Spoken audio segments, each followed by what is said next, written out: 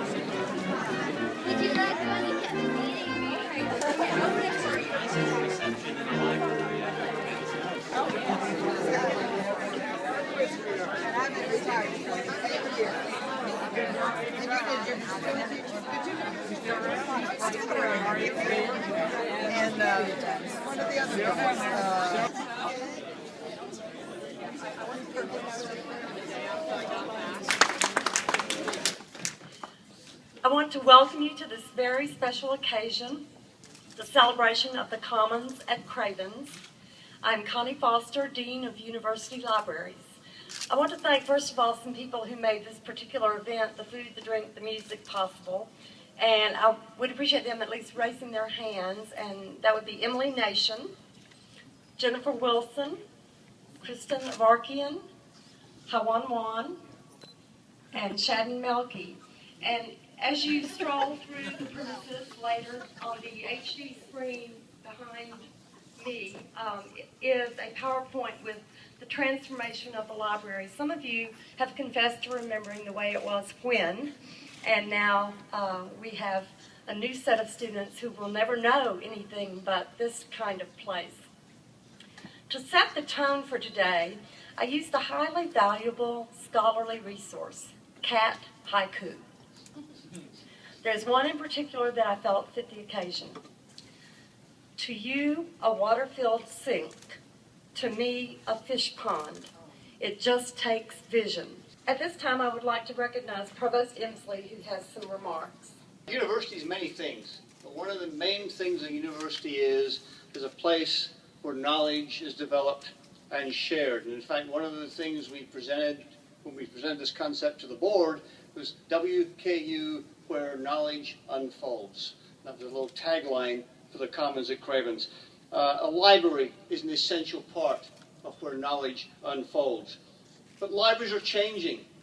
The word library comes from Latin for book.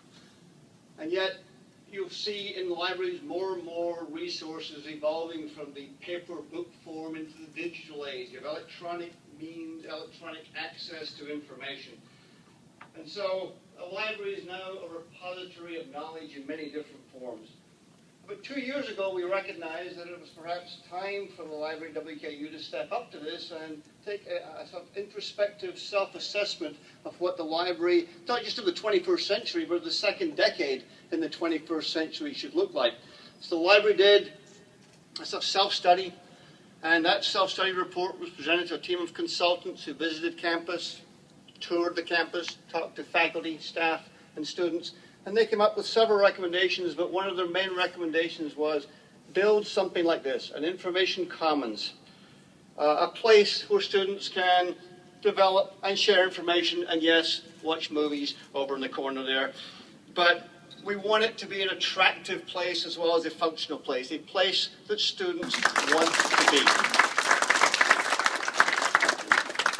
December, when Craig Cobain and I were dishing out breakfast casserole, Mark Reeves walked up the line and Craig said, "This is the person you want to talk for the students for the opening of the Commons." And I'd like to, for you to listen to his comments. He's a graduate student in history. Mark. Thank you. I'm very honored to be here. I was very honored to be asked, especially over breakfast casserole. And I'm just thrilled to see the university making an investment to make our library a top-rate facility. The library can be intimidating for new students, and it can be intimidating for old students who just never found the time to come here. But these commons really welcome students in and shuttle them directly to helpful staff at circulation and at the reference desk, who can guide them to productive study and research. And so at a time when our university is borrowing and spending heavily on athletics and amenities, it's encouraging and validating to see an investment in the true purpose of the university, academics, research, and intellectual development. This space will enrich the experience of research and study for all students, and it will encourage the use of our fantastic facilities in addition to our top-of-the-line online services. And this is a space we can be proud to show prospective students and that we can be sure will contribute to the main focus of the university, which is academic growth. I hope to see the emphasis placed on academic and research space translated into a greater emphasis on academic excellence. The person who needs no introduction, President Gary Ransdell.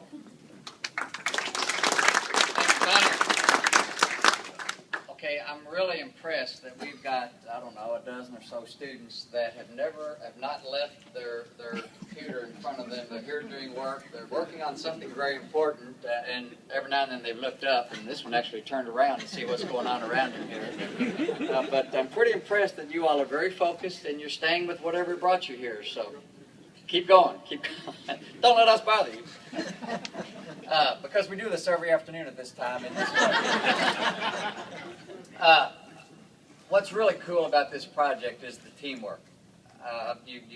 You all have the list in front of you, but what a great partnership of people from all across this campus that came together to make this happen. And the fact that the design work deal and your team with Architecture and Manufacturing Sciences did the design work and put a lot of creative talent into doing this as one of many projects in your portfolio. I tell prospective students and their families all the time that we're a hot campus with a high cool factor. This is cool.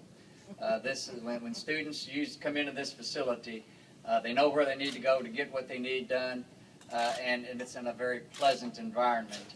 And Ray Cravens and I have known each other for 45 years almost, and a great friend. And I know he is delighted to come into the building that bears his name to see this kind of update and this kind of innovation and renovation that continues to breathe life and energy into the Cravens Graduate Center and Library. So Ray, I'm really pleased that you are here as well as the Wassums, and you've been part of our libraries for a long time. This is a special moment for us. Enjoy, look around, get acquainted. If you actually want to check out a book, yeah, right over here, circulation services. But there's everything else you need in here to get into the library and to put it to good use for what you need to achieve as WKU undergraduate and graduate students. So to all the faculty that are here, thank you for your continuing work and your leadership and mentoring with our students. To all the staff that are here, thank you for what you continue to do to breathe life across this campus and help our students achieve their dreams. And that's what we're in. We're in the dream business, and this is a place that helps dreams come true for an awful lot of people, faculty, staff, and students. So Connie, great job. Congratulations. Enjoy what you're part of and come back often. And as Gordon said, at both ends of our library systems. And we also have libraries all over this campus in a lot of our colleges. And so I guess the only person that hadn't been introduced is Big Red. So if Big Red will raise your hand so we'll recognize you. There you go. Thank you very much. Congratulations. Great job. Enjoy it. Thank you. Would all of you whose names are on the list of businesses or WKU partners just raise your hand so people who aren't on the list can see who contributed to this effort? Raise your hand, Ellie. JD. You're far too bashful.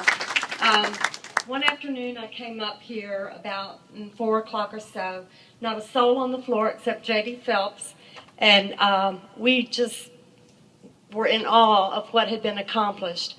his detailed craftsmanship and the results of the signage, the electrical work, the IT installations, all of it. It was truly amazing. And in 1966, Dr. Kelly Thompson gave a speech on the occasion of the college becoming Western Kentucky University. And Kelly Thompson was a young field representative at the time, and I assume that's the equivalent of an admissions counselor or recruiting representative. And he walked the hill with Dr. Cherry, who said, "Remember that you must always try to see farther than you can see." We look forward to many more in the years ahead. Remember the water-filled sink? It just takes vision. Thank you all for coming, and especially I thank the student body for their patience during this renovation project. Thank you very much.